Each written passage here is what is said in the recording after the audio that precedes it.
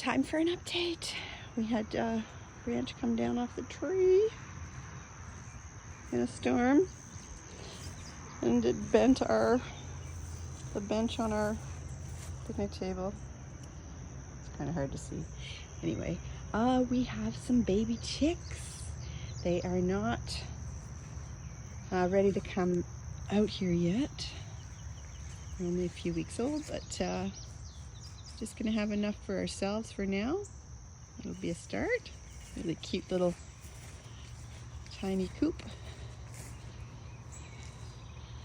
Just get us started. There's the papa dog. So those are our crepe myrtle trees, and today I'm going to give them some trim up at the bottom mostly. They've got a lot of suckers coming up that need to be cleaned up. So I'll show you an after when we get that done. Get them cleaned up all along the bottom. I can't wait till they bloom to see what color the flowers are going to be. And over here, we have another 2 crepe myrtles. When we arrived here, this one was completely wrapped with kudzu line, and you couldn't tell what it was. I got it all off, and it's looking pretty happy, but it's got a lot of overgrowth down the bottom as well. And there's a little one beside it. There's so much overgrowth you can hardly tell what I'm showing you. Anyways, so this is what I'm gonna work on today, and then we'll update after I'm done. Just give you a closer look. If you look at the crepe myrtle all the way down, it gets all these little branches coming out everywhere. It just gets a little overcrowded. Needs a little bit of air movement down here. So that's what we're going to clean up today. Let's take a look at here. Got a really pretty bark. Really pretty. They got all this extra stuff. So we're just going to raise the canopy up by getting rid of all this stuff around the bottom. Again, you can see here. We'll get that all cleaned up, and I'll show you when it's done.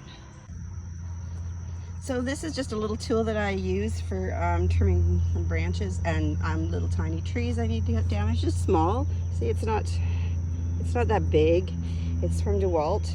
I'm sure other companies make it too, but I like this one. It's just a battery operated. It's not very loud. It's easy for me to handle. I'm not really comfortable with tools or with chainsaws, so this was a perfect fit for me. And I can use it, oh, here comes a puppy.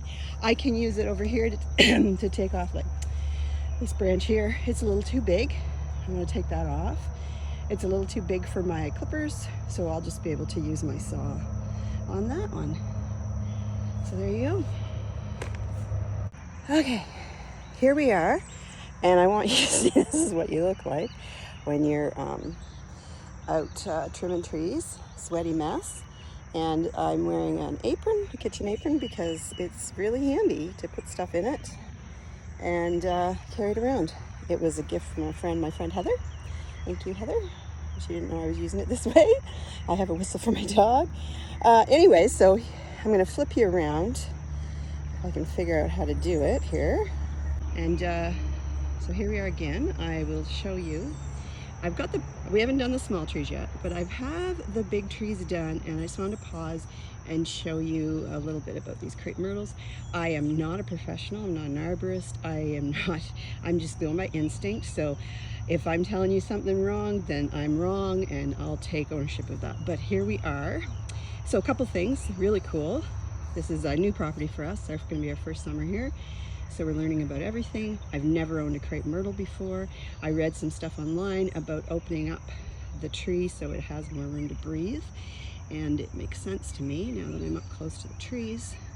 Some people like to keep their crepe myrtles trimmed down and in a perfect shape, so they cut the tops off them. We chose not to do that. We're going to just let them be free and do what they want. They haven't had the tops cut off for a while, but it has been done in the past. So you can see up here where they've been cut, the tops have been cut off in the past. We're not going to do that going forward, letting them just be trees. That's just our choice. and everybody does things their own way. So first of all, there's some flowers coming out on this one. So pretty soon we'll have these beautiful flowers all over the tree. We also know now there's 2 different kinds. So if you take a look at the leaves on this guy, and just take a couple of these ones. So the leaves on this other one are quite a bit smaller and they're darker in color. Also the habit of the tree is different. This one hangs down and these other ones sort of go up. They're stiffer branches. And I love to learn about trees just on instinct and see stuff like that and learn as I go. And will I make mistakes? Of course I will. No big deal. So these trees seem to grow really fast. Those little suckers grew up in no time at all. So if I make a mistake, I'm not really worried about it. So I want to show you, I was reading about them online and they said it's really important to open up the canopy so they can breathe and not get crossed over each other. And this tree, if you take a look here, this one has crossed over and it's fused into the other branch. So it's understandable. Oh no, that's a nail. My bad. That is a nail. So I'll have to get my husband to help me to get that out of the tree. So sad. But there is another spot here. If you look here, right in here, you can see where it has fused because this branch cuts through. You can see this one here cuts through. So when it was small, if it had been trimmed off so that everything went straight up and not cutting through like that, then this problem wouldn't have happened. So if you look over here, it has fused right to the tree. So I'm gonna leave it alone because it's done whatever the tree did to heal itself. But this is something that you can avoid by opening up the canopy. There's a bit of fusing here where these are really close together. So that's what I'm kind of trying to avoid a little bit. But these are beautiful trees. And I did find a little surprise. So we'll wander over here and hopefully I can climb up without falling on my butt. I love trees. I love all the things they do. Give us oxygen, shade, beautiful, provide food for us and for wildlife. But right here I found a bird's nest. Pretty exciting. See if I can climb a little higher, put a board to stand on. Alrighty. There's no eggs in it, it's a little later in the season, but so pretty. Nestled right up here in the crepe myrtle tree. It's a beautiful little nest. I'm just gonna leave it there. Maybe another bird will come back to it next year. So there you go. I will update when I do those small ones because I think that's gonna be pretty dramatic. But here is the pile. I did take out some larger branches that were crossing into the center of the canopy, as you can see, with my little DeWalt chainsaw, again, which I love. And I've got a little pile of mess here to clean up. All right, more on this later. Okay, here we are. Here's the small ones.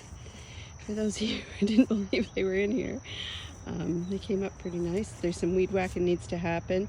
When that's done, I'll take another closer look and see if some of the lower things can come off. But this one's pretty young. You can see at the bottom it's had some stuff cut off at some point. I'm not sure what the history is because we just bought the place. Maybe there was a bigger one that they cut down and it came back. But the ones that are here have never been chopped. So we'll be able to grow this one out naturally, which is the way we'd like to grow them. And then this is the one next to it. It looks a lot better. A lot better. So if we go in close to it, you can see it's been lopped off before as well. There's a spot. You can see them. But it looks like it was pretty young when it happened, so it's not noticeable unless you're up close. And again, we're going to let it come in naturally. We don't need to conserve space or anything because we've got lots of room with 12 acres. So it's going to just do what it's going to do. So there we go. 2 more crepe myrtles on the property that we didn't even know were here because they were so wrapped up when we moved in with kudzu vine that you couldn't even see them.